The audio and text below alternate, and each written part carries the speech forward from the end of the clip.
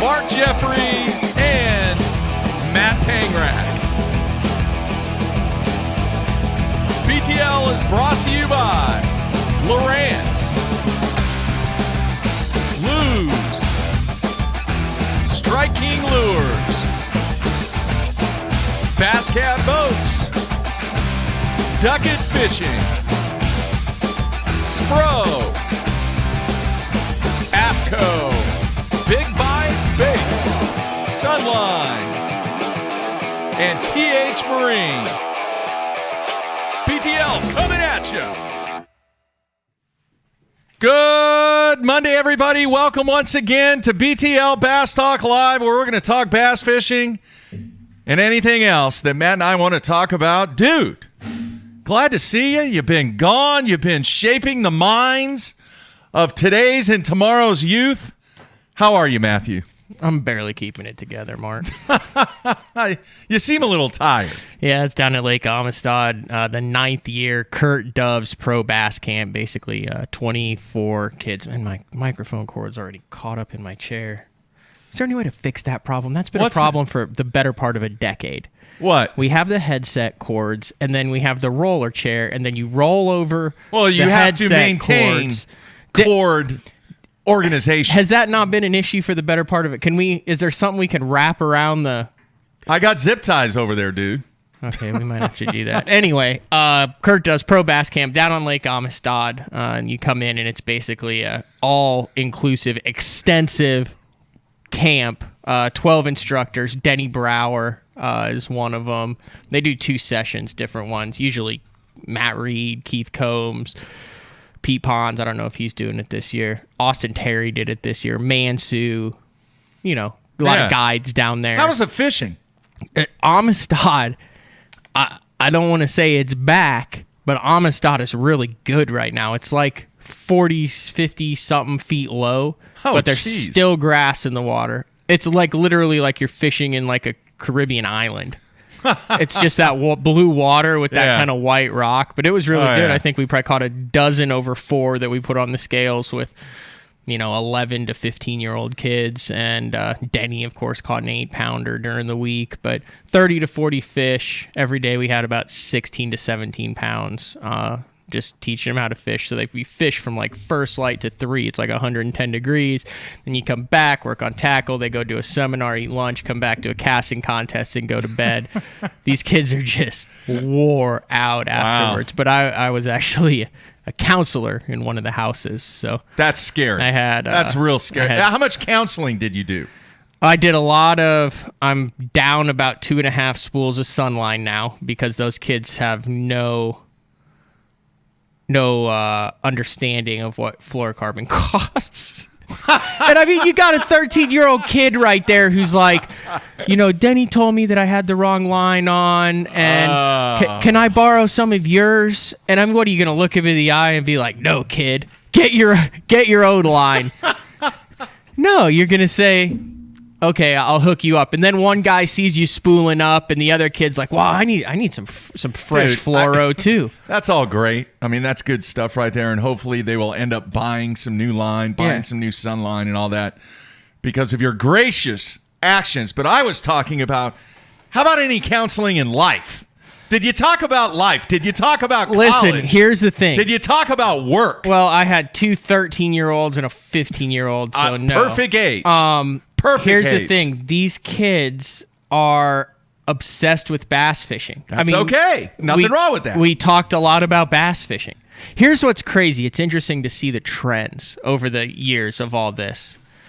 And it's unbelievable the amount, and this is somewhat new, and we've talked about them for a long time, or Tim Little and Matt Allen of Tactical Bassin and that YouTube channel. Yep. And, you've got the Guggen Squad. There's like a whole YouTube world that most people don't know about. Well, a lot of people if you're a tournament fisherman and all you do is fish club tournaments, spend your life on YouTube, right? Because these kids' first question, so they had not heard of that Denny guy. They had not heard of Denny Brower, huh? Boer. the old guy, Denny Denny Boer. Because literally one kid went, man, I got that old Denny guy. Oh, jeez. So we went on a little magical journey about a 15-minute history of Denny Brower, how he's probably one of the top 10 anglers in the world that ever have picked up a rod and reel. And then obviously by the end, they were very impressed with that Denny guy. That's funny, man. One of them got back in and said, that guy reminds me of my grandpa. Oh, jeez. But yeah, so. Do you have any of this on tape? No, I didn't do the tape. But it was good. It's just interesting. Anyway, there's like 10 of them that have the same setup. I mean, they've got braid to leader. They've got these battle shads from... Money is no object. Yeah, it's like, how did you get these baits, and why do you all have matching rods and reels for these swim baits that you throw in your local pond and stuff? Well, it's because that's what Matt Allen said on Tactical Bassing. Oh, jeez. It's unbelievable. No. I'm sitting there, More I'm like, power to him, is that the... How did you get that bait? And he's like, Matt Allen said you had to like get there before the release date and then wait online for 6 hours. And I'm like, aren't those like $60 a piece? And he's like, yeah. I said, how many do you have? He's like, 7. I'm like, okay. Did you talk about college or college fishing or maybe what they want to do in life it was or a anything like this? Fishing camp. Okay. So we talked about fishing. All right. There was your opportunity to shape the minds, and that's okay, man. That's all right. It's all good. Great show today. We're going to have on 2 special guests, and then we might go a little long today. We're going to have Brent Taylor and the guy that's leading it after his, what I call block. Block? Yeah. Zach Burge. We're going to have him on. His block? It's a bowling term. What is that? How? It's like your first block, second block. Meaning he... Qualifying squad. Oh, okay. Yeah. First block, second block. So anyway. you're just substituting the word block for the word round. Yeah. Okay. Yeah. So we'll have those 2 guys on live via Skype, and then we're going to have Gene Gilliland in studio to wrap up the show to kind of talk about the setup and what Bass is doing for the Lake Eufaula event that is taking place this week. He's actually leaving tomorrow, and we'll get some of the protocol and just some of the measures that they're doing. Dude, summer is already here. It is brutal. Yeah. Brutal heat-wise. All right, the other thing I want to mention, a number of comments on the instant feedback already about my good friend Chris Prather getting it done again, and there are a lot of people that loved what the PBA did this past weekend with the it's kind of like the home run derby of bowling. Does it count for anything? It or doesn't is it like count. Stand alone. It counts for $25,000 in his bank account. So I walk into Mark's house at 10:30 last night because it didn't make sense for me to drive 2.5 hours past Mark's house, then turn around, drive 2.5 hours back past Mark's house in my girlfriend's F350 because my transmission is shot 100% out of my truck, which is why I was at studio last week. And he's Chris Prather, who was in studio, big time bass fisherman. Yes. Was trying to bowl. I walk in and it's like there's a timer on. It's on FS2, and he's trying to bowl as many strikes as he can in 2 minutes. And it's just bowl it, bowl it, bowl, bowl. And he's got 3 lanes lined up. And I mean, if I wasn't exhausted, I'd have sat there and watched it. But they're doing crazy stuff on the pro bowling tour now? Well, it was actually the original airing was on Fox. It wasn't on FS1 or FS2. That was just a replay that I DVR'd because I forgot to DVR the actual show that was on Saturday. But the ratings were off the charts. A lot of people liked the format. It was different. And we're going to try and get Chris on the show. They have another event next week that I believe Chris is involved also. But he's like Major Chris, man. He's winning all these majors. He's won like 3 big events in the past 12 months or less. And gonna take that $25,000, I believe, Matthew, and buy a brand new bass boat. Really? Yeah, that's what he texted me. Are the old school, think old school bowling curmudgeons are they like, what the hell is going on? Or are they all on for all this new stuff? Because it seems like every time I turn on bowling now, it's not like I'm going up against you and whoever's closest to 300 wins. Yeah. It's like teams and jerseys, and they're trying to do a lot of creative stuff. So how is it being received in the bowling industry? The whole COVID-19 thing kind of put a wrench in everything because now they're really trying to develop these special events and trying to fulfill the TV contract with Fox. I mean, that's part of the reason why there's so much money in the PBA right now is because of the TV agreement with Fox. So they're in the same pickle. It's very, very the same similar. pickle as the BPT and MLF. Yeah, very, very similar. So I'm going to try and get Chris on over the next 2-3 weeks. What's he buying? I don't know. He's looking at a bunch. I mean, obviously he's going to have to spend more than $25,000, but not if he goes the kayak route. Yeah, just under 20 for everything on those kayaks. Holy well, moly, no, man. you could pedal. I mean, as a bowler, I would imagine you don't want to strain your upper body muscles or low. What's more important, upper or lower body in bowling? They both are. Both. It was impressive what those guys did to get like 18, 20 shots off in 2 minutes. Yeah, it looked. And I mean, let's face it, they're not in the greatest shape. They're in bowling shape, but the toll that takes on your body for some of those guys.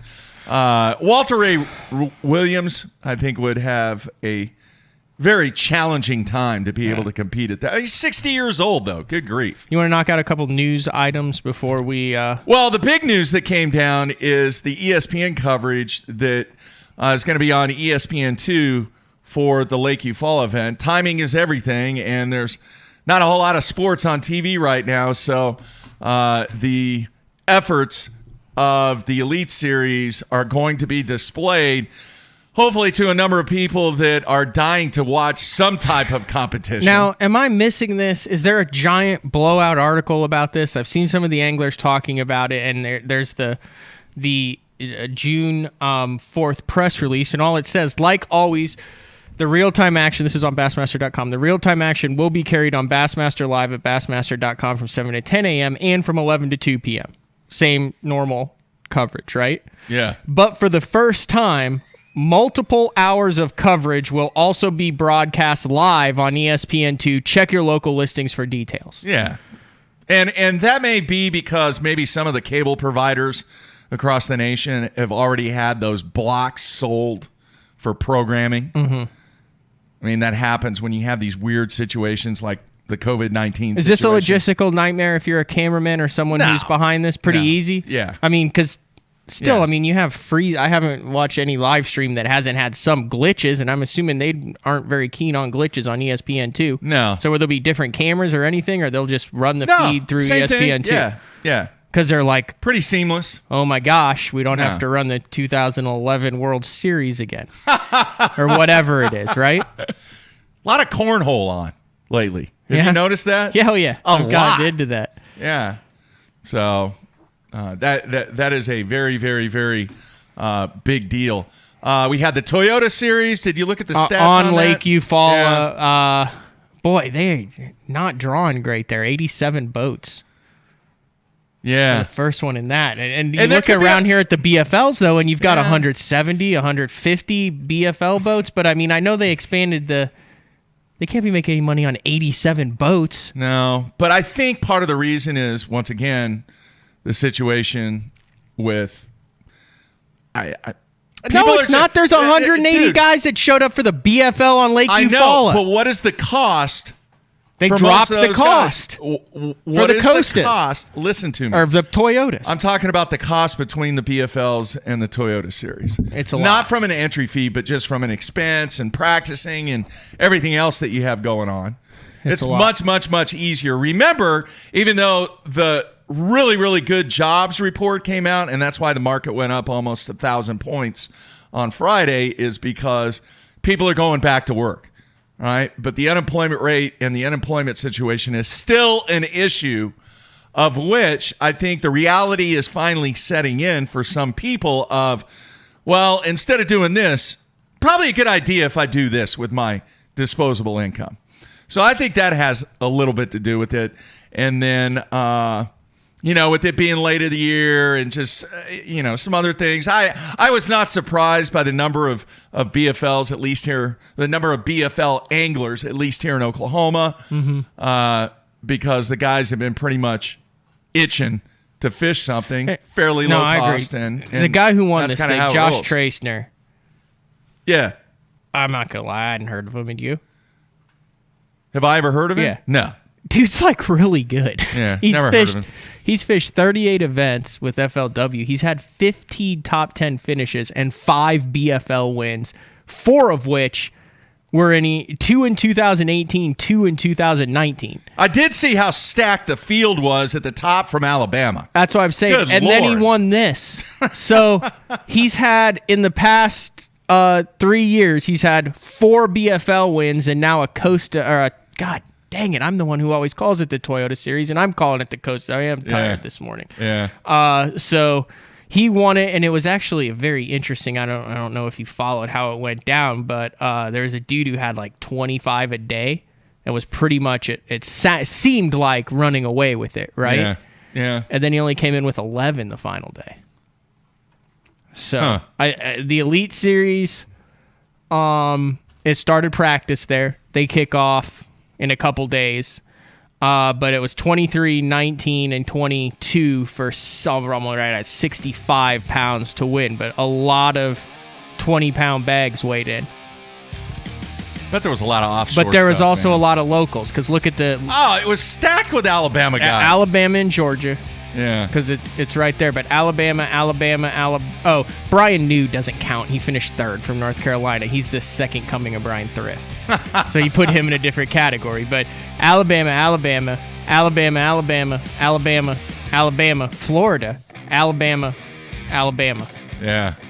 Well, maybe those were the only people that fished the whole tournament. Alabama and Georgia. Yeah, it was a lot. Well, yeah, that's pretty much the only people that were in there from Alabama and Georgia. Yeah. So that makes sense. There's a Louisiana, there's a Texas, there's a Tennessee. Statistically, the top 10 matches what the field looked like, is what I'm saying. There wasn't anybody from Arizona, was there? There wasn't anyone who made the the long drive from Wyoming to get some action at Eufaula. Yeah, there's like 2 people from Tennessee, a couple from Texas, there's a Kentucky, a Mississippi, and that's it. Yeah, I know. Yep. It's kind of like the Alabama Open almost. All right. We're going to take a break, come back with our special guest. First, we're going to hear from Brent Taylor, then we're going to hear from Zach Burge. So everybody hold tight. Stay tuned here on Monday. We'll be right back.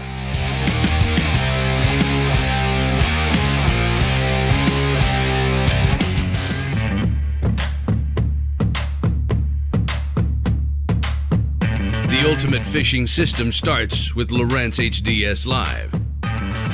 The best fish finding tools, from chirp sonar and fish reveal to side scan and down scan imaging, and complete touchscreen control from your trolling motor to your big motor.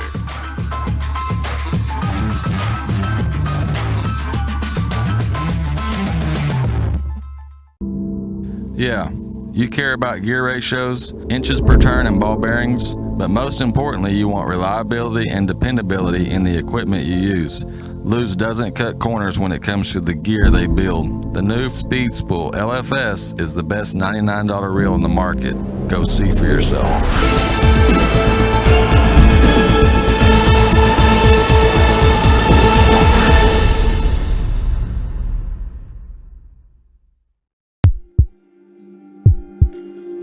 We've paired one of the most iconic hulls in the history of bass boats with a proven lineup of trusted accessories. We're bringing you best-in-class value and performance, leaving others in your wake. Turnkey value, turnkey performance. The Pantera 2 is an overachiever in the 19-foot category. Once you hit the throttle, you'll feel the rush, and there's no looking back. Kevin, what are you doing here? Oh, I'm just filling in for Billy. I need 660 shad crankbaits in the Series 5 model. We're out. You're not out. You got all kinds of them right there. We're out. Kevin, I need 6. Have a lollipop. I do not want a lollipop. Have a lollipop.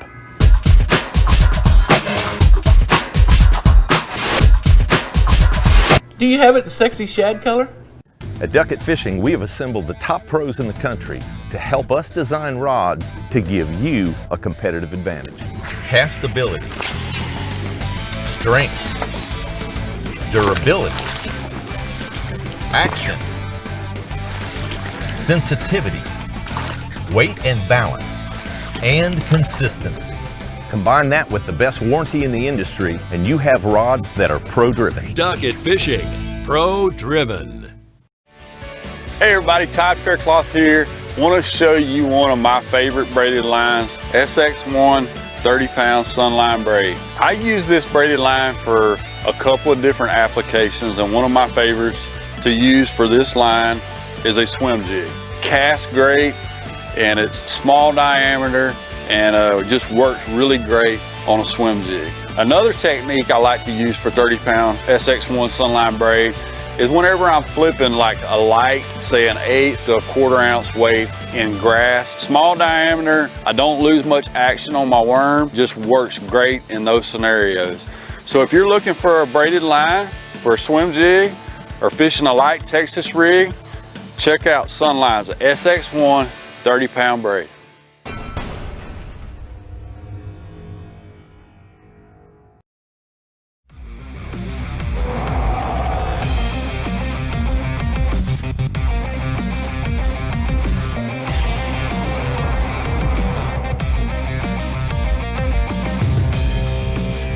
All right, we are back on a Monday, kicking things off here on BTL.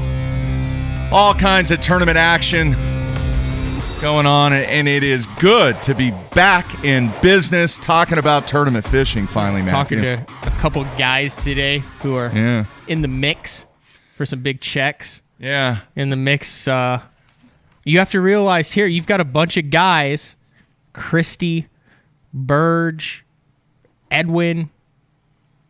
You got a bunch of Oklahoma guys that are fishing for Grand Lake, and they have 2 events left, heavy hitters being one of them, right? Yeah. So not only are they trying to catch big fish, because the event is called heavy hitters, are trying to hit heavily on a daily basis for large sums of money, but they're also trying to make red crest on Grand. Yeah, all kinds of stuff. You also got James Elam in there. Edwin Evers, man, before we get to this, he caught 1 yesterday for 214, and he was one of the bubble boys for red crest. Yeah. He's probably not a happy camper right now. No, probably not. He's probably, if you ask him about it, I mean, he would give you the Edwin smile. Yeah. But he wouldn't. It would be a 3-word answer. Got to catch him. Probably. All right, it is time to go to our special guest. And I actually have some highlights, too, of the big catch that Brent Taylor had yesterday. But let's bring him in first. Brent, you there, man? I'm here. Can you guys hear me? Gotcha, man. Thanks for taking time out on your day off. But, wow, what a day yesterday. In the lead so far for maybe a little bonus money there. But quite the catch for the 8-pounder yesterday.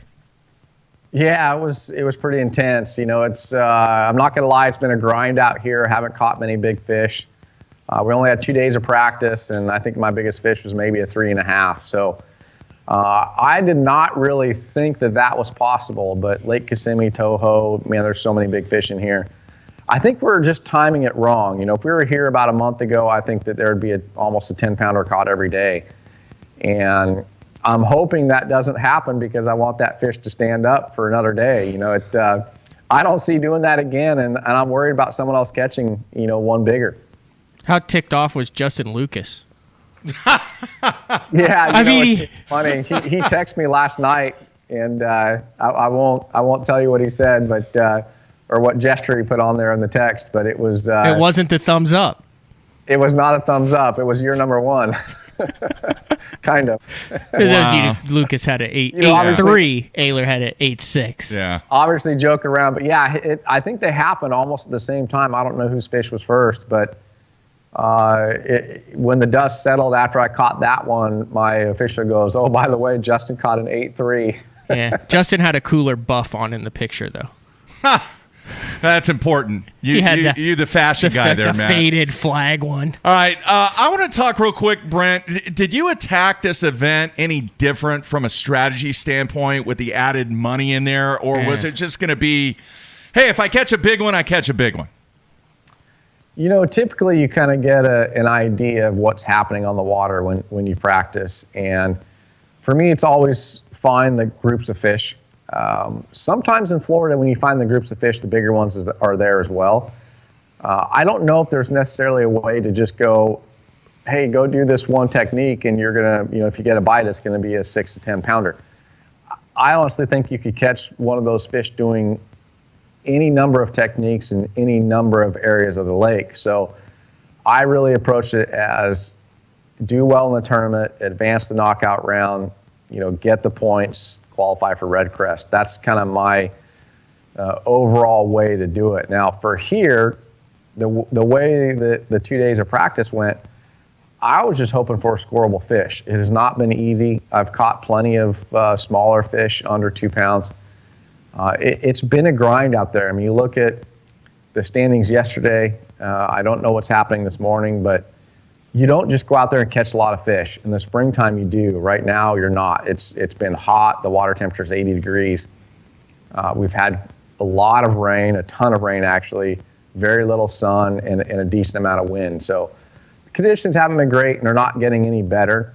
The sun's coming out a little bit. I don't necessarily think that's going to help, but we're in that transition from post-spawn, early summer. I just don't think the fish bite well this time of year. I'm going to shoot the water. It's 80 degrees. Wow. All right, we're going to take a look at the 8-pounder and the catch you had yesterday, so stand by, folks. Here it is.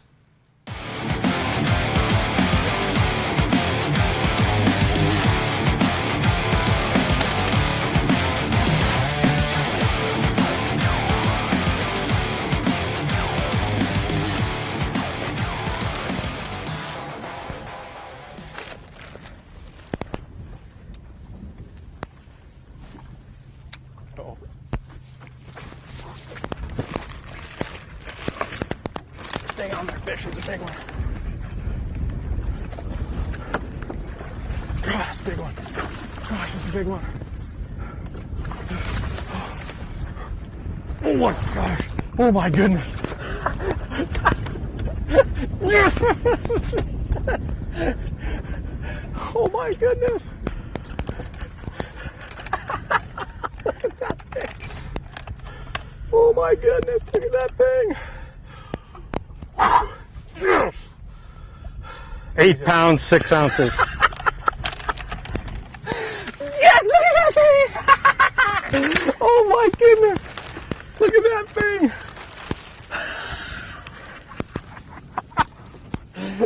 Oh man! Oh no, my camera's down.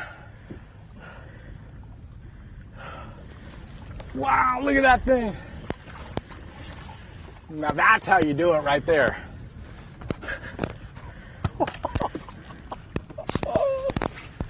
Wow.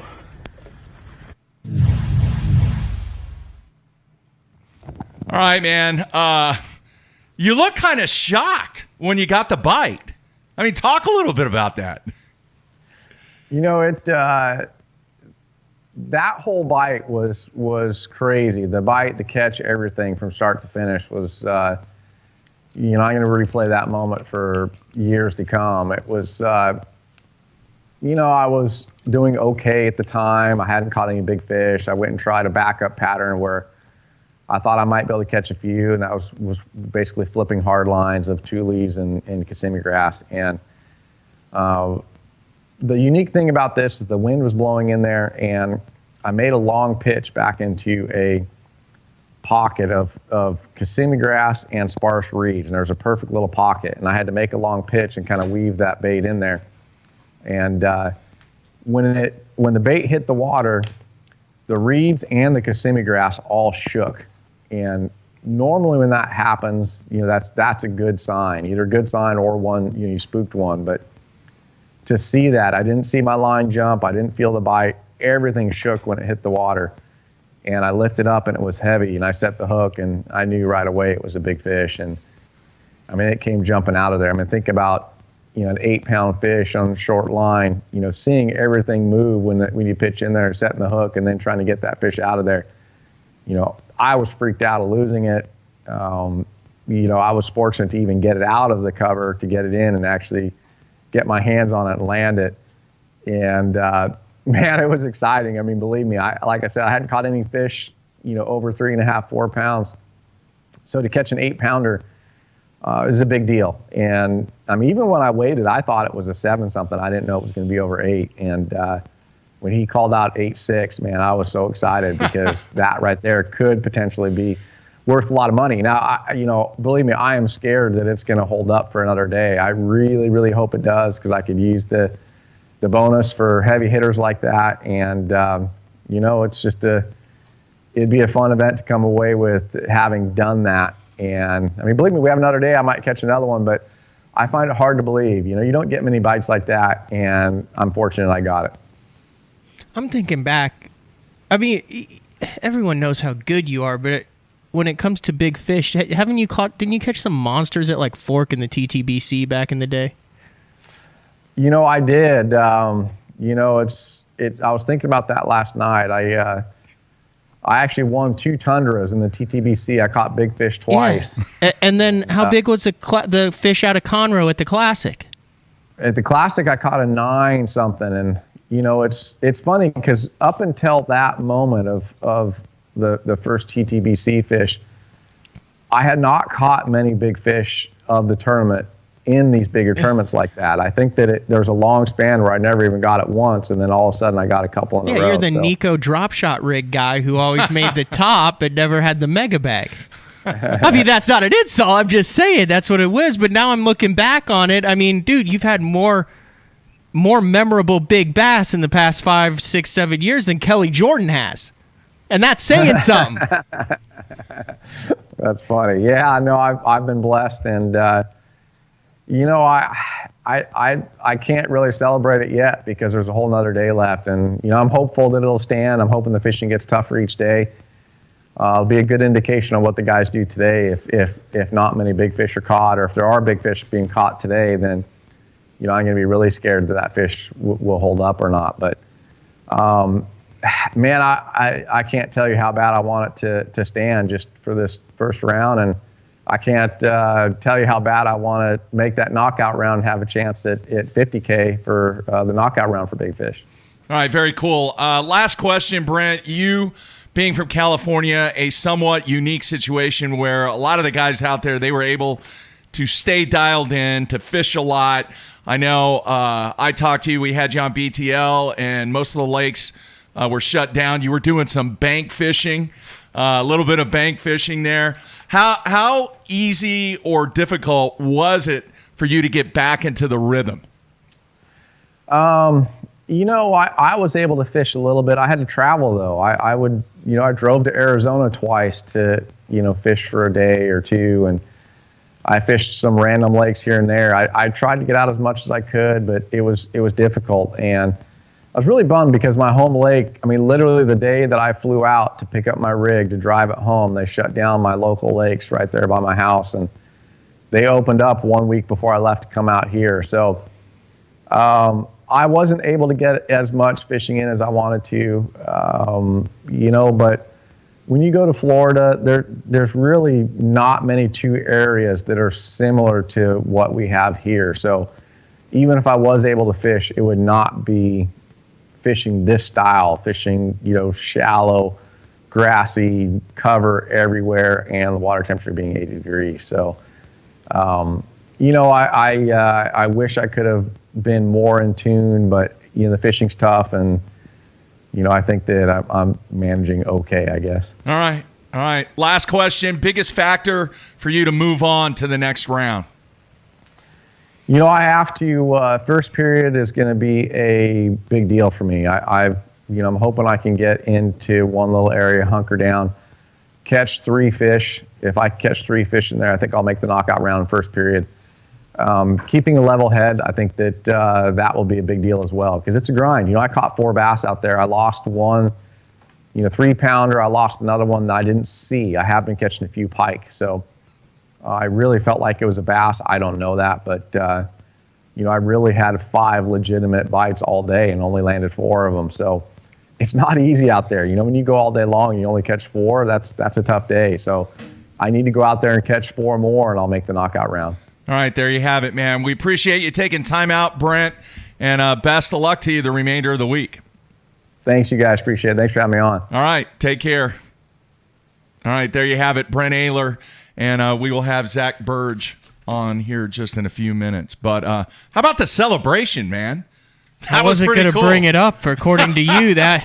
I mean, if we look back historically, that's a 25 grand fish potentially. But it's not the ultimate goal. The ultimate goal is to make it to the 100 grand fish mark. No, I know. So, as I said, historically, I believe if you listened to the show for the past year or two, that you would have considered that a little bit excessive. No, I would not. A little bit over the top. No, he didn't win anything, Mark, except the 25K. I would consider that a success. But there's also 50K and 100K and Red Crest qualification. You're digging, man. You're just trying to crawl down in that hole. Here's what he could have done. He could have just held the fish, nodded to the camera, and say, "Folks, that could have been a $25,000 fish." Gently weigh it and release it and go on with his day instead of doing the getting all excited like he had done something. Look, you're Brad Hallman. And that is my best Mark Jeffries impersonation right there. No, I thought it was awesome. I mean, the genuine excitement. The guy did not expect to catch an 8.6 when he made that pitch. It was pretty interesting how that whole thing developed, how subtle it was, and then all of a sudden what he talked about, the whole area Well, I shaking thought when you first showed it, he had a little professional overrun, and I was like, no way. But it was the next pitch. But that pitch, I was like, because I hadn't seen it because I'd been driving all day. Yeah, I was like, no way did he catch a backlash 8. You know where you're picking it out, but no, it wasn't. It was a good. It was a clean pitch that did the damage. Yeah, you were Brad Hallman just for a few seconds there. Sorry about that, man. It said that? Oh yeah, I had the wrong for the whole first segment. No. Just when we made the transition. Oh, I got. You know what grinds my gears, Mark? Hallman posts a picture. I go over to his house to shoot some stuff for the BFE that should be coming out like in the next couple weeks. Yeah. And he takes a picture of us because we're dressed the same, and then he posts it, and then he says that I'm copying his style. What? I was wearing AFCO before you, Brad. And everyone's like, oh, yeah, well, you're a good guy to look up, blah, blah, blah. I'm like, dude, I was wearing the same stuff before you had it. And then he posts that I'm copying his style. If anything, he's copying my style. So did you get into an argument? No, it's the first time that I've gotten it off my chest. No, well, I think you need to take it up with him, my friend. Jeez, he's a bad man, too. I don't know how mad you want to, especially with the Open coming up here. Dude, don't want to poke that bear. We got Zach on yet? Let's talk to another Oklahoman. Another bear you don't want to poke is Zach Burge. Dude, he had a great day yesterday. Yeah. In fact, before we go to him, I'm going to cue up a highlight. How'd you get all these highlights? Is it a new feature or something we're doing? Highlights? Trisha at Major League Fishing sent me highlights for the show. So okay. Well, let's watch Zach catch all right, one. Let's check out some action of Zach Burge. Here we go.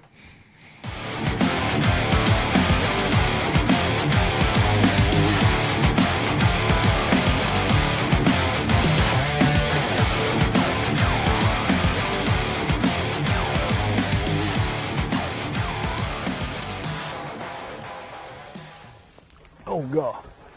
There's my one I need. This is a 5+.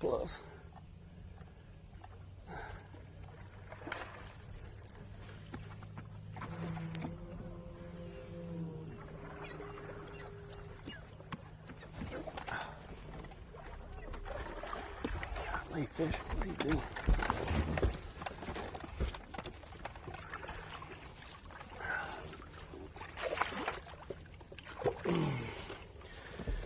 That's what we needed. Okay. Now we're okay. We're okay now.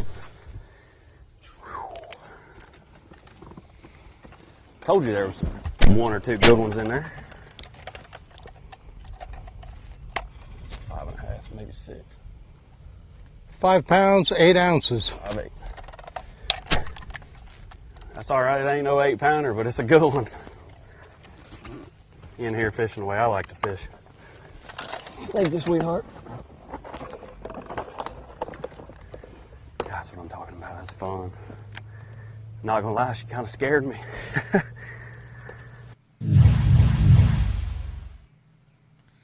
All right, we welcome in our special guest, number 2, the man that had just an outstanding day yesterday, leading the field after the first round, Mr. Zach Burge. Zach, man, thanks for taking time out, coming on the show.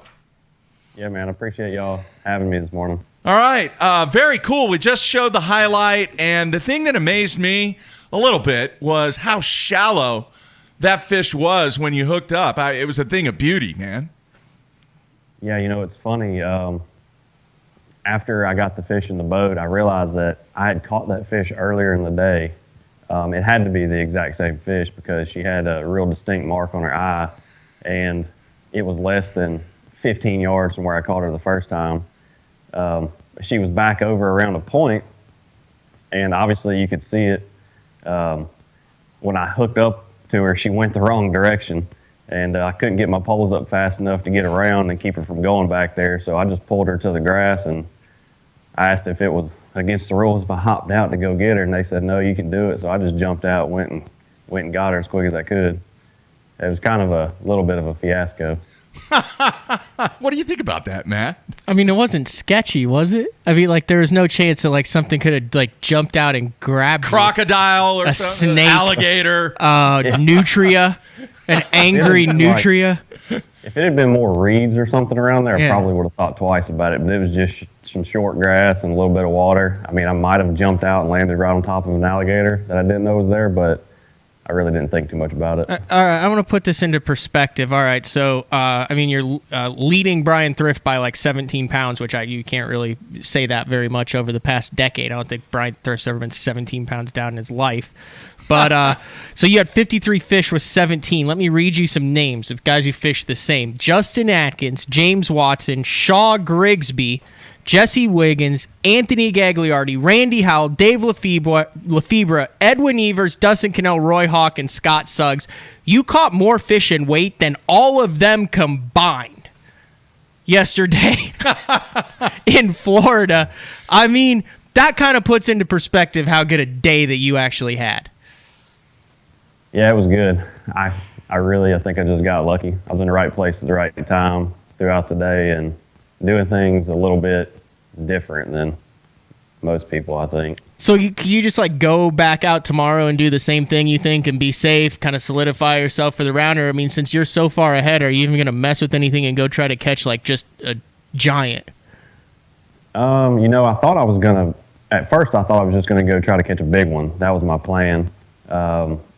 But the more I thought about it, the more I don't want to fish that knockout round. So I want to try to get straight to the championship day. Therefore, I'm going to go try to catch as many as I can again and just try to get straight there.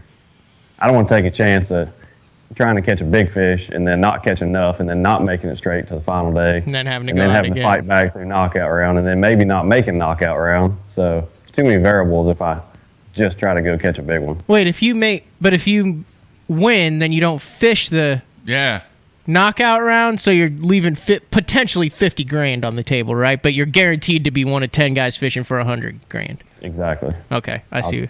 Yeah. I'd rather go that route. 1 in 10 for 100 grand as opposed to 1 in 40 for 50 grand. Yeah. Yeah, that makes sense. Yeah.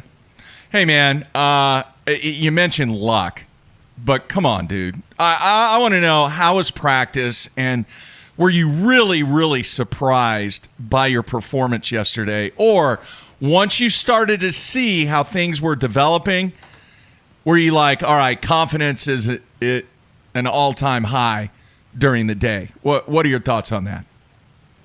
Man, when I come down to Florida, I always kind of get spun out a little bit because everything looks so good everywhere you go on any of these lakes, and you never really know exactly where you're going to catch it. It always seems like it's a little fine, small spot where the fish are grouped up at, or something crazy that happens that people catch them. I did the same thing. I fished all kinds of stuff that looks good. I fished places that I've caught them in the past in practice, and I literally caught like 2 or 3 schoolable fish the first day of practice and maybe 4 the second day. But I had a place where I pulled up to and I made like 3 consecutive casts and caught 3 fish. So and it was a current related spot. So I thought, well, I'll start here. This looks promising, but I don't know what the full potential is of it. So that was my plan. I was just going to try to be the first one there, get in there, catch as many as I could catch, and hope that there was a bunch of them in there. And I ended up only catching 3 fish off that spot in about the first half hour, and I kind of had to fish around, and I think I found where they either went to or just another place that was close by that was still current related that more fish were holding. So I just kind of expanded on that little area and found a group of them again and caught as many of them as I could. And I had another spot that was real similar, but I left those fish biting. They were busting everywhere around me. So I know there's a lot more there. I just have to get in there and catch them. I know one of the cool shots or video sequences, live sequences that I watched yesterday was where the birds were in like 2 inches of water, and they were schooling a little bit right off there, and you kept saying, watch, right when I cast, they're going to start schooling. Yeah. How often did that happen? Because obviously I didn't watch the whole thing, but was timing everything? And the birds, they were telling you something, weren't they, Zach? Yeah, every time I see a group of birds around here, around current, it tells me there's bait, and obviously there's bass too. It's really common sense stuff if you're paying attention. But that particular spot, I probably could have caught more fish if I'd have just left a topwater in my hand and just waited until they would bust, because every time I'd pick a crankbait up and start casting again, they'd come up busting somewhere, that I had to reel in real fast and pick up a topwater and then fire over to them. And I missed a few late in the day doing that, just mental errors. But, that it also showed me that there's still a ton of fish in that area. And, there's basically 3 little spots in that small circle where I was fishing, and I only fished 2 of those 3 little areas. So there's no telling what the full potential is on that spot if I can just be there and, be the first one to really fish through it. Yeah. How much practicing did you do yesterday, looking at other stuff? Maybe 15 minutes. Right. When I rode down the lake to another hole. All right. I rode down the lake slow, kind of looking, seeing where people were at, kind of getting a feel for what other people might have been doing in case I did want to go potentially chase a big fish by itself. All right. Well, man, great first day. Final question. What do you got to do to keep it going, man? Put them in a boat. Execution. How about that, Matt? There you go. That's it. Yeah. Just catch him. Yeah. Well, great job making Oklahoma proud there, and wish you the best of luck for the remainder of the week, man. A lot of money on the line. Thanks, guys. I appreciate it. Yeah. All right. There you have it. Zach Burge. And, wow, just a tremendous lead that he has right now, Matthew. And he caught him. That footage that I was referring to about where the birds were, the birds never miss. You ever seen a bird miss when they're picking those off in that shallow water like that? Very rarely do they miss. What are you doing? No, I'm looking at it. No, I agree. It depends on the type of birds. What I didn't see. I don't know what it was. Was it kind of herons or were they? I don't know. Were they egrets? What probably was it, Gene? In Florida, those white birds. What are they? Egrets. Egrets. Probably an egret. Yeah, egrets are pretty. You'll see a blue heron or a it was cool. Pelican it was really dive cool. and miss a little bit with that big mouth. Yeah. The pelican. Mm-hmm. Yeah. Well, one of the kids asked me, goes, "You ever caught a bird before?" And I said, "Yeah." I said, "Blue heron, seagull, pelican." Really? Yep. Well, man, he had a great day yesterday, and hopefully he can continue that success that he had over on day one. And the action going on right now, I know you're going to rag on me, but dude, I've been watching the weather because I was intrigued about, this tropical storm and how that was going to impact stuff. But they have had some really, really heavy rains in Florida. We're going to see how the conditions really and truly affect what has taken place the remainder of the week.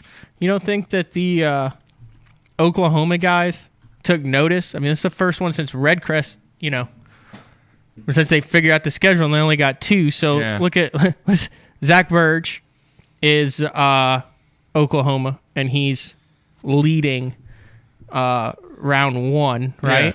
Yeah. Jeff Crete currently leading round 2 with Elam in 4th, and Jason Christie in 14th. So with Very the exception early, though. With the exception of Edwin, Yeah.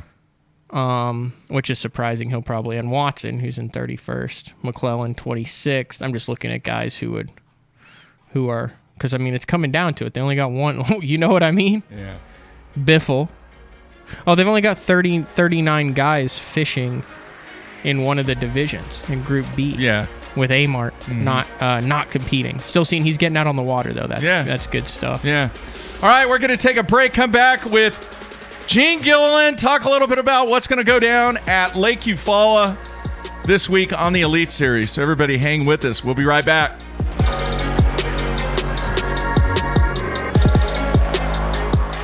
Let's face it, fishing electronics are no longer an afterthought. They've become a necessity. And at the Bass Tank, our experts match you with the right electronics, provide professional installation, and educate you to help maximize your catching results while providing support along the way. Because let's be honest, it's about catching, not just fishing. And when you're ready for better results, join the Bass Tank team. Visit us today on Facebook or go to thebasstank.com. Blue Water by TH Marine.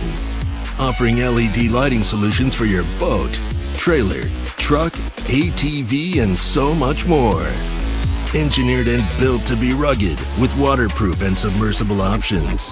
Designed for easy installation, Blue Water is available in a variety of colors and styles.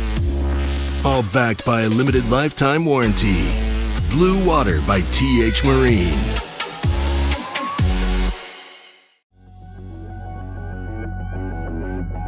The name SPRO says it all. SPRO stands for Sports Professionals. When you look at the pro staff that SPRO has brought on board over the past 15 years, it's been pretty incredible. I mean, one got it just then.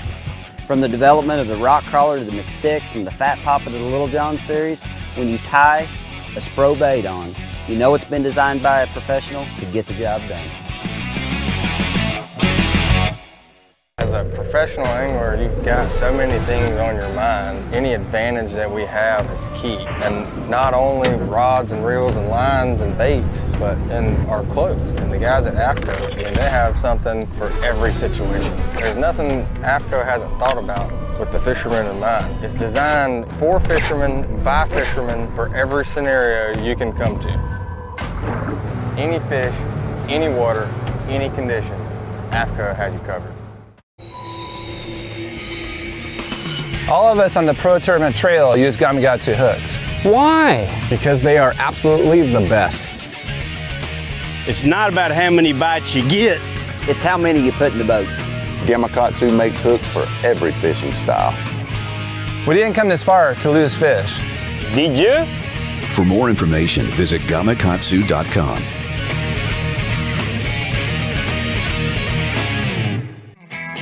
The Big Bite Baits Kamikaze Swim-On is a very unique bait, and it's got a full body but with ribs to give it a bigger profile but not more plastic. It's got a jointed tail that gives it a lot of action, as well as this up and down crawl type trail with holes and ribs in it, so it creates a bubble trail almost. This bait is supposed to be fished upside down or vertical like this on a grate for a chatterbait. I prefer it on a swim jig as well, but you can also cut it down and put it on the back of a finesse jig. You know, flip it around for some spotted bass or flipping docks. Anytime you want a small, compact, you know, little trailer for it, this is great for it. So check out the full lineup of swim-ons at bigbitebaits.com.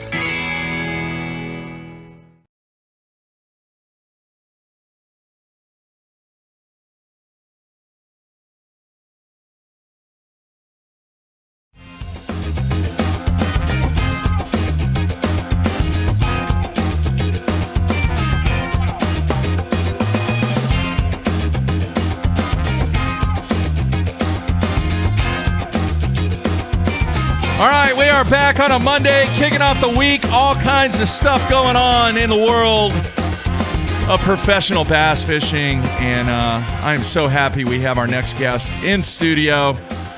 Man that I have known for well over 20 plus years, and just the best in the business when it comes to taking care of fish and conservation and everything associated with that. So we have Gene Gilliland, the BASS Conservation Director for Bass. And Gene, man, you are off to Alabama tomorrow. I am. I got about a 14, 15-hour drive tomorrow to get to Eufaula, Alabama. All right. Well, I am so happy and thankful that you came in. Maybe you can kind of give us and the fans a little indication on what's going to go down at Eufaula. But more importantly, Matt and I opened up the show talking about how much live television the Elite Series is going to get exposure on ESPN2. And you have some breaking information here, don't you? Yeah. In fact, I got an email this morning from Mike McInnes, runs the JM Associates, does all the live programming for bass. And they talking about the ESPN2 live coverage of the Elite Series tournament coming up at Lake Eufaula. And ESPN has agreed, I'll just read what it says here, has agreed to put out 19 hours of Bassmaster Elite at Lake Eufaula live on ESPN2. At the moment, this is a one-time opportunity, but they're hoping that this will lead into more live coverage down the road somewhere. There certainly is a chance that some breaking news or new sporting event could preempt some of this. But cornhole. we hope not. But for right now, June 10th, 11th, 12th, there's 3 days worth of coverage, and it's broken up into blocks, 8 to 11 a.m. and then noon to 2 p.m. For the first couple of days, 8 a.m. to 11 a.m. on the 12th, with 1 to 3 p.m. in the afternoon, another 6 hours there. And then the final day, there's 3 hours, noon to 3 p.m. And I think those are Eastern time zone. But it is really a unique situation with, like you said, there's so little other professional sports going on that I think ESPN saw this as an opportunity to kind of roll back around and pick up some of the stuff that they know they've got a fan base for. Yeah. And certainly we have a fan base with the live streaming stuff that on the internet, and now that can be shown to even more people, on the broadcast with ESPN2. 100%. All right, let's talk a little bit about your responsibilities and what you're going to be involved with at Eufaula. What can you tell us and the fans about some of the protocols that are going to be in place for Eufaula? Well, as most states still have, social distancing guidelines, following the CDC rules about wearing masks and sanitizing, that sort of thing. So we're going to be following all of those kind of rules. And that creates a lot of issues. Normally when we have a live weigh-in, we've got our waiting line tanks backstage where all the anglers bring their bags in and they line up in tanks. So we've set that up now to where we'll have one angler per tank so they can stay 6 feet apart.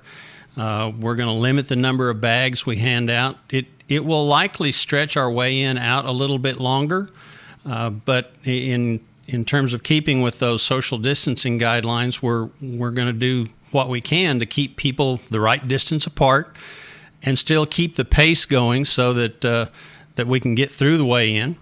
On stage, Dave Mercer's going to be kind of on one side of the stage. We're going to have a microphone on the other side of the stage for the anglers to use, and our tournament director, Trip Weldon, will be in the middle with everybody the appropriate distances apart. And the other thing that we're doing we talked all this out several weeks ago, was how we're going to work all this out, was the idea that, we're going to have to pass bags around, bags of fish, from the angler to the tournament director and back, and to the people on the live release boat and so on. And one of the things that we're going to be doing is sanitizing or disinfecting, I guess you'd say, those bags using hydrogen peroxide.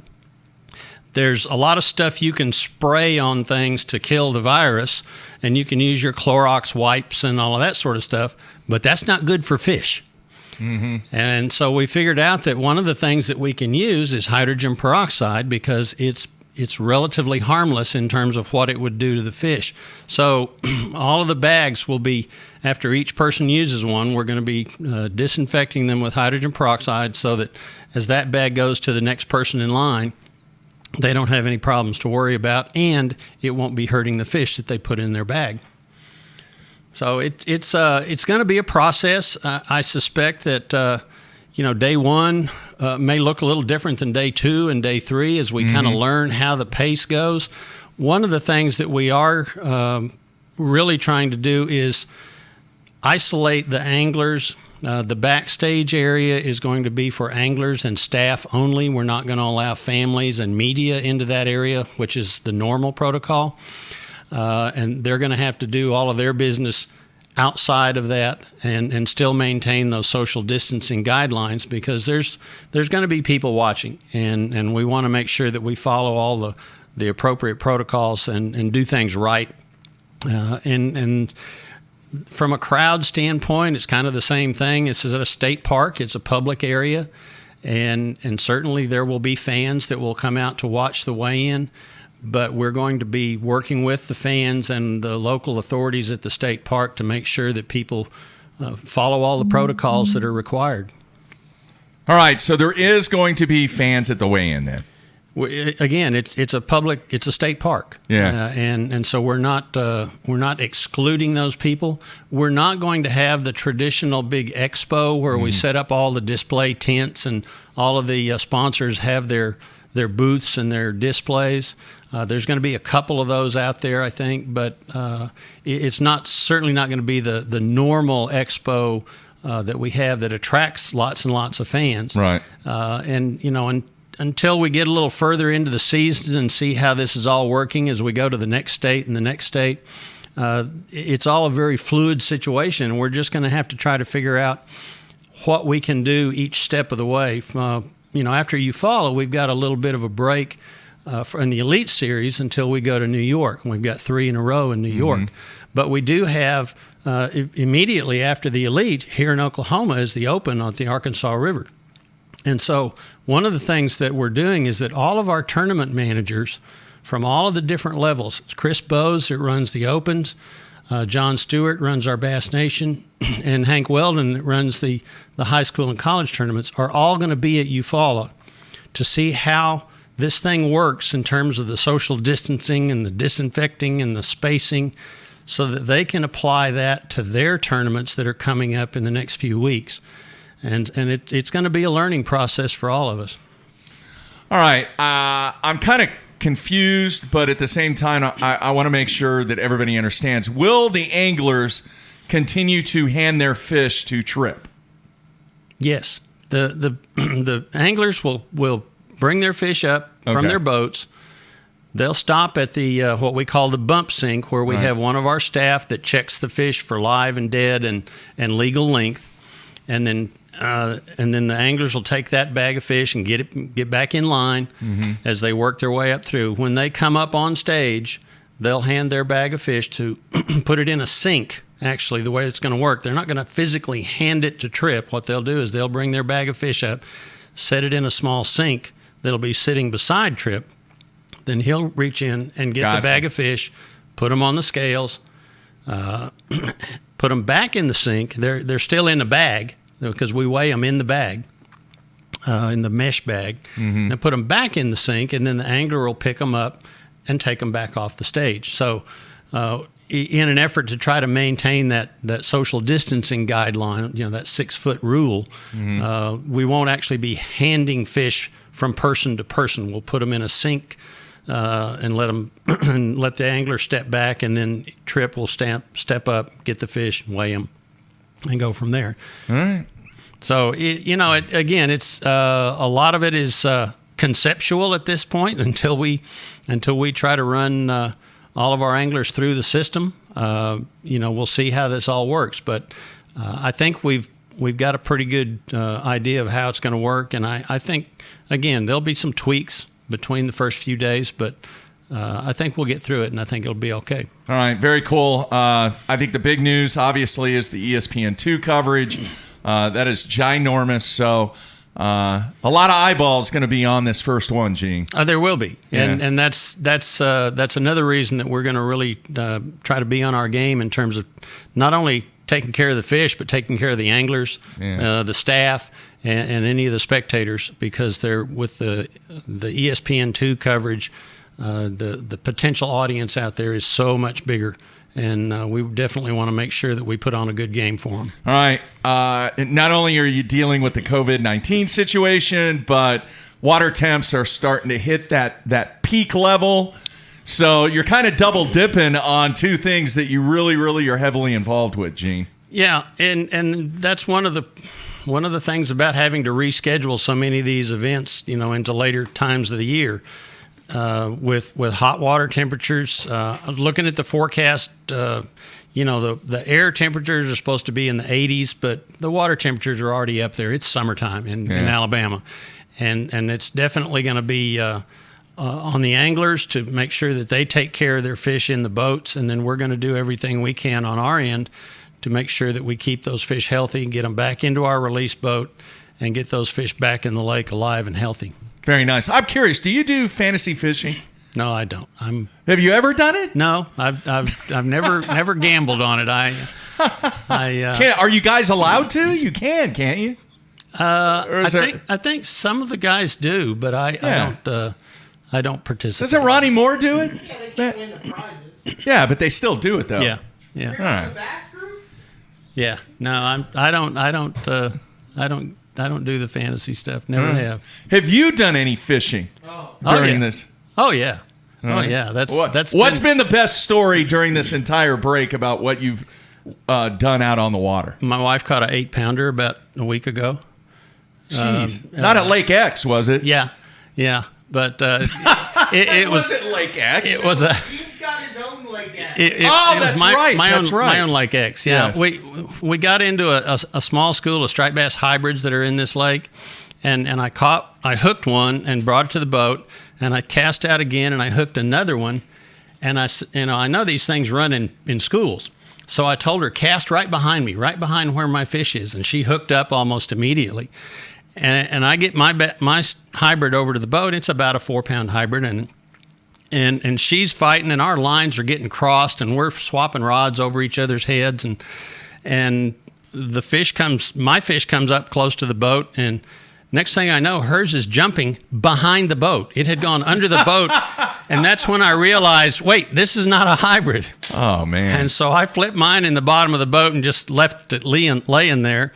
And she fought it in and got this fish in. It was a 8-pounder. It's easily the biggest bass she's ever caught. Wow. So she's pretty pumped about getting ready to get back out there and go again.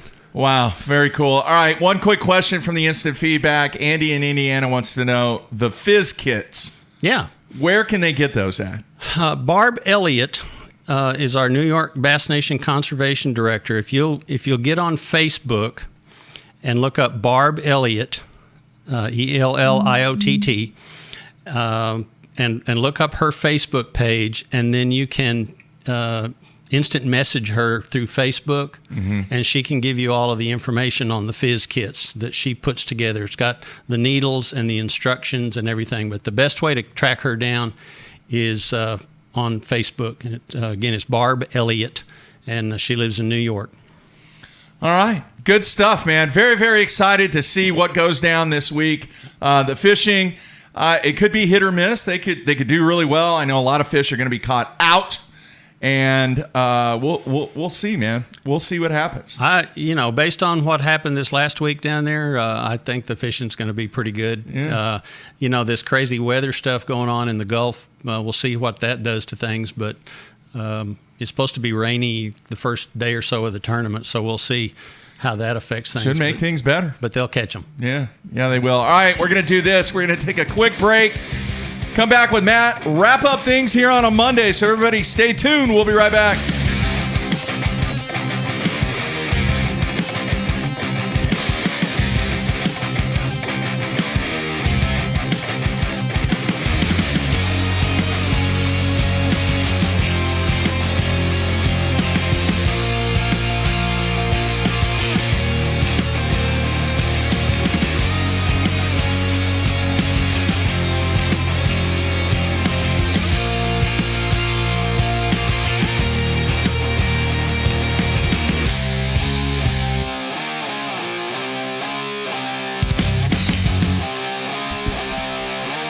All right, we are back, wrapping things up here on a Monday.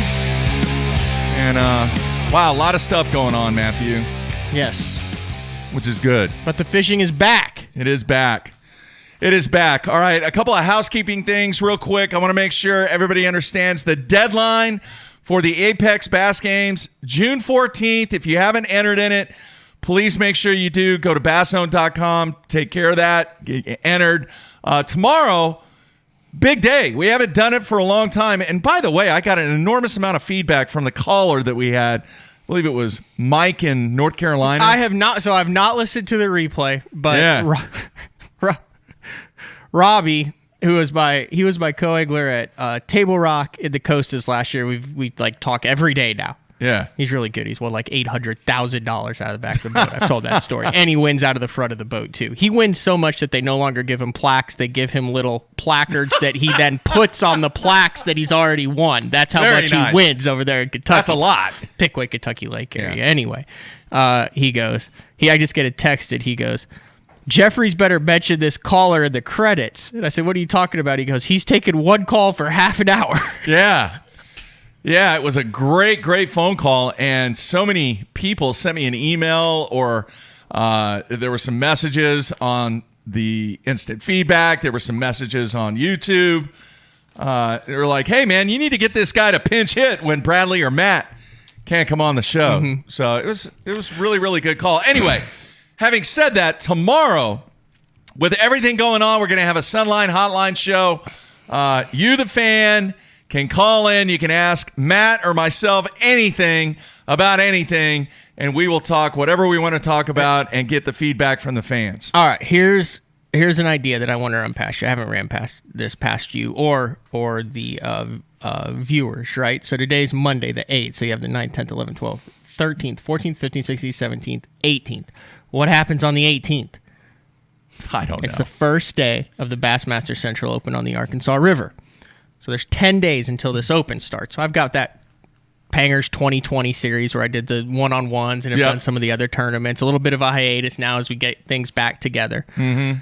But I was thinking, I put these things together in like a nice little package, half hour here. Here's your practice. Here's your tournament. And I show a bunch of stuff that happens. Yep. That's a lot of work here, but you think I should come out with one every day for 10 days leading up to the start of the Open about what I've done that day to get ready for it and prepare it? I think if you keep it to 5 minutes or less. It's just to 5 or 6 minutes. Yeah. Because 5 minutes or less. There is a bunch of stuff that I have to do to get ready for the Open. Yeah. I'm going to go through it. I need to make sure I know how to change a prop.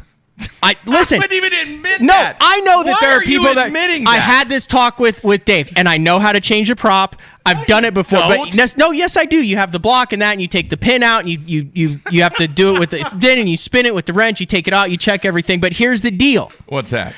The way I fish in the tournaments that I've fished so far, I feel like in your driveway I could change a prop. It would take me maybe 5 or 10 minutes. It'd probably take me 10 minutes, and I might drop the pin or something.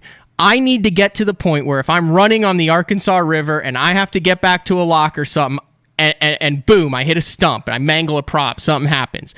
I feel confident that in less than 10 minutes, I can beach the boat, get out in water up to my knees with the power poles down, trim it up, change that prop, and get back at it. Yeah. It's like changing a spare tire at midnight. Like you want to be able to make sure you know how to get it all done real quick, right? What if you spun a hub? Yeah, you're done there. You're done then. No, you're not. No? Oh, wait, no, that's the same thing. It's not the same thing. Dude, you need to spend some time on YouTube. I just want to make sure. What? I want to make sure that if I mangle a prop. You got to know what to do if you spun a hub. Do you even know what that is? It's where... I've heard of it. I've heard about it. That's good. That's a start. No, okay, here's the things. So I need to figure out. Listen, this is all stuff that I'm going through. Okay. And I've done it all before, but I need to have it rock solid. Because if you catch them and you got a bag, I need to make sure I understand how to call the lock master, figure out the schedule, see what the potential barge stuff is, how to get through, how to get back. Because it's one thing when you've gone through it 3 or 4 times with your buddy on a number of different lakes and you know how to lock, but it's another thing when it's crunch time and you have to know, hey, I've got a good bag and it's 10. If I go back to the lock, can I get through? What's the estimated time? Are there barges coming? I want to know that. I want to make sure I can get that prop change. I want to make sure I can get to and from areas, which is a lot of map study, a lot of looking at areas, because you're talking about 100 miles of river and 3 different pools and 4 dams below all of them in the same pool. You need to let everybody not lock. You need to let everybody know, what is your experience on the river? I fished 1 BFL there, and in that BFL, I needed to catch 1 fish to qualify for the regional. I went to Greenleaf, and I flipped behind 37 other boats, and I got 1 bite for a 3-pounder, and it got me into the regional. That's my experience on the Arkansas River. All right. Now, all these other guys, and I remember, and I was intimidated from it because when Tommy Biffle, I first talked to him when it was originally on the river and then scheduled, and they ended up moving it to Fort Gibson. But I asked Biffle about how many days he fished on the river because, he's a favorite there and all that. And he's like, however many tournament and practice days there are. And I'm like, well, how'd you learn it? He goes, you don't fun fish that place. He goes, that ain't a place you go out and fun fish. Yeah. He goes, you fish it when you have to fish it, and that's about it. Even though it's good. And there's river rats and stuff. But I'm already getting anxious over this, but in a calm, collected, more mature type of way than I would have been spun out. So I realize I have this list. Some of it's rudimentary. Some of it's stuff I probably already should have been through at this point in my career, but just haven't faced it yet. So I want to make sure it's on lockdown. So should those things arise, does this sound reasonable, Gene? Yeah. Shake your head yes or no. Do I sound like a total moron for what I'm saying? No. Do you feel like there's a lot of people who go out and fish and don't understand some of the hurdles that they might have to cross when it arises? And if you can take care of those controllable variables off the water, you're in better shape when it comes? Yeah. So I want to be able to then go out there, know I can get to my area, know that I can minimize my chances of getting stuck, and come in with a decent bag all 3 days. It's a good plan. So if that's good. I think in 5-10 minutes a day, I could go through that. I think. Okay, listen, we deal with the top 0.001% of bass fishermen. Yes. And you talk to guys like Sean Goodwin and all that stuff. Brad Hallman. They live on the water. They assume things that the average weekend guy knows. And I think there's a lot of it where then you get to the point where you're like, God, I really don't want to ask that question. You know what I mean? It's like you're in a calculus class and you're asking a question about long division. I like that. But in order to do well there, you have to have that rudimentary stuff, but you can sometimes get around it. Maybe you had a buddy over there, maybe it was multiple choice and you Charlied out, guessed C and got it right to get through that. You don't know what happened, but you have this gap in your knowledge and skill level. And you can avoid it for so long until you're faced with it. And I guarantee you in bass fishing, what is the one thing? In a 3-day tournament on the river with that many boats and that much money on the line, it will expose your weakness. Yes, it will. So you have to work on that weakness to round your game up. So what has been my major weakness has been I spin out, right? Have total meltdowns before it. So what have I done the last 5 years? I have worked my ass off on it. What happened the final day of that Costa Championship?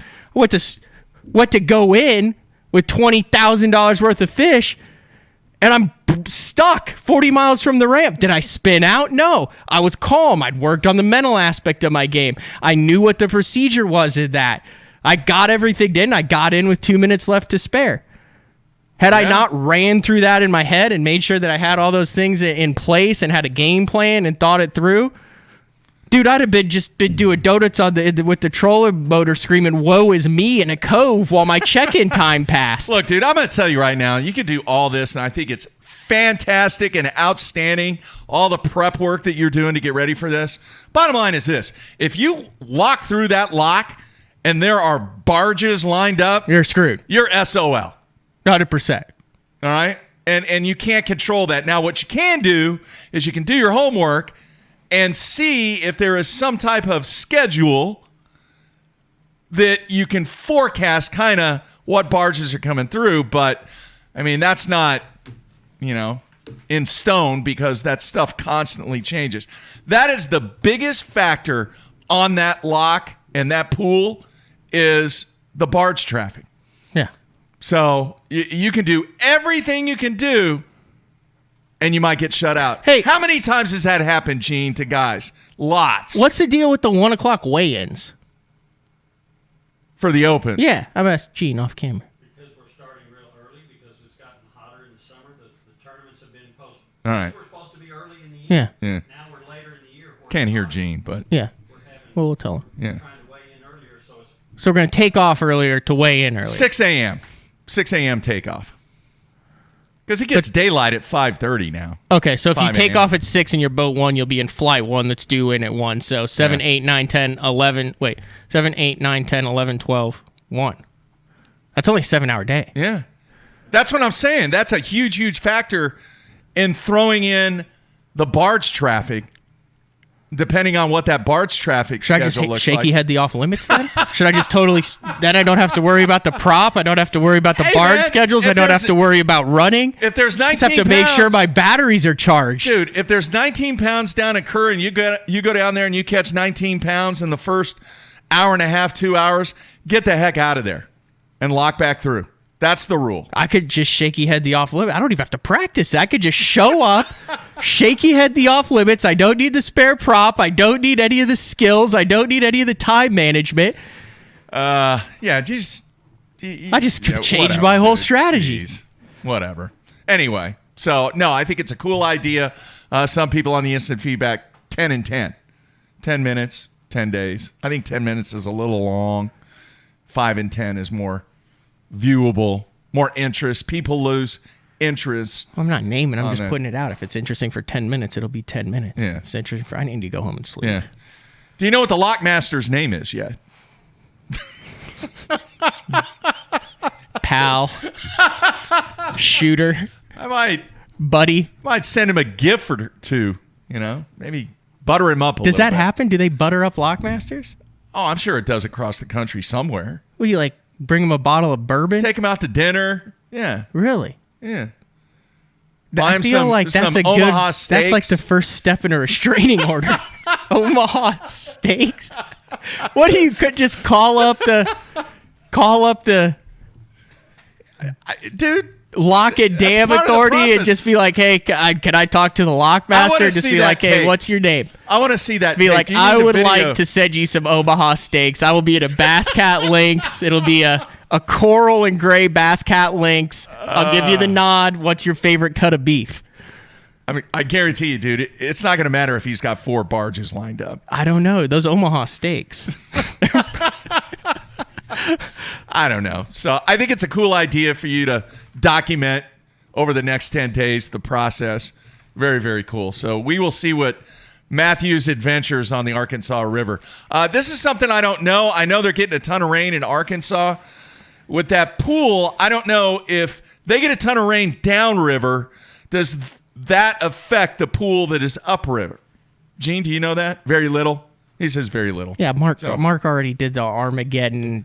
I did not. That's when they had There's the a track hurricane that's going to that sit over Muskogee for 7 initially- days. Look, Gene's shaking his head. Initially, the track was to go right over eastern Oklahoma, and then it moved east. Yeah, yeah. And that would have had a huge effect. So you lucked out on that one. See, things are going well already for you, Matthew. Very nice. Not many people would admit their weaknesses like that. The good ones do. Weakness is a sign of strength sometimes, as long as you know what those weaknesses are. Hell, I have a ton of weaknesses. How quick could you change? How quickly? When was the last time you changed it? Have you ever changed a prop on the water? Yeah. And you know who was in the boat with me? Dave Preck. Whoa, Down at what? Arbuckle. You fish with... Oh, when you did the Bassmaster article? Yeah. No. He was in town. He had to go to Tulsa for something, and he had taken me fishing in Florida, and I said, well, dude, next time you're in Oklahoma, we'll run down to Arbuckle. And I spun a hub. So I had an extra hub, put it in there. You can Boom. kind of run with a spun hub, though, right? A little bit? No. You can idle. That's about it. So I turned it backwards, beached it, tilted up, had a spare hub, put the hub in there, put the prop back on, good to go. How long why didn't you just idle back to the ramp? It's like a 10-minute idle Because from I was anywhere on that I was in lake. the creek. Oh, okay. Yeah. But I that was was in the it. creek. Never in a tournament situation. No. Who was it? I think, was it Paquette who had to change one in the Classic on the Tennessee River. Huh. Might have been. Huh. Can't remember. Anyway, so cool stuff to be documented over the next 10 days with Matthew. All right, so tomorrow, Sunline Hotline Show. The other thing is we're going to have Mark Copley on, who is the director, marketing, pro staff, video. This guy does it all for Strike King and Lose. There was a press release that came out last week about this new kind of behind-the-scenes video series that they're going to be doing. I don't remember if it's for YouTube or for Instagram or something, but Instagram TV, I believe. Yeah, a lot of big name anglers going to take part in this. So we're going to have Mark on for a few minutes live via Skype. He's actually at the Heavy Hitters in Florida. So he will kind of fill us in on that project that Strike King and Lose has going on. And then the Sunline Hotline Show. So folks, get your questions ready. Can't wait. I love the Sunline Hotline Show. And the number will be posted. Actually, you can see the number if you're watching. Not on YouTube, but on the Bass Zone website. Number's right there at the bottom. So tomorrow. And then our good friend Mike Valster said that we will randomly give away some Sunline stuff on the Sunline Hotline. So yeah. And that's the scoop. My best question tomorrow, I've also got this hat down here that I haven't given away. Yeah, so I'll give we'll away the take care hat, of that tomorrow. the new Big Bite apparel hat. Yeah. Very cool. All Best. How about best tip for preparation? Because that's what I'm working on. If you have a caller that says, "Hey, this is what I do to be ready," because I fish Seminole all the time and it's sketchy as heck. And I said, "Oh, okay, I need that. I'll put that in the boat. I'll brush up on this." Might need to call Ed Barton, see if he can call into the show. Best tip to help me get ready. Not fishing related at all. I'm talking just about getting everything buttoned down. Yeah. All right. Can't wait for New that. Big Bite hat. There you have it. All right, folks, that's going to wrap it up. Real quick, I want to thank Trisha Milford of Major League Fishing for getting those interviews set up and the highlights. And then a big thanks to Brent Ehreler and Zach Burge for being on the show from the Heavy Hitters. And then also our good friend Gene Gilliland coming in studio, kind of giving you some scoop on what's going to go down at Eufaula this week. So that's going to wrap it up. Everybody be safe. Matt and I, we will be back tomorrow. Same time. That's it. We're out of here.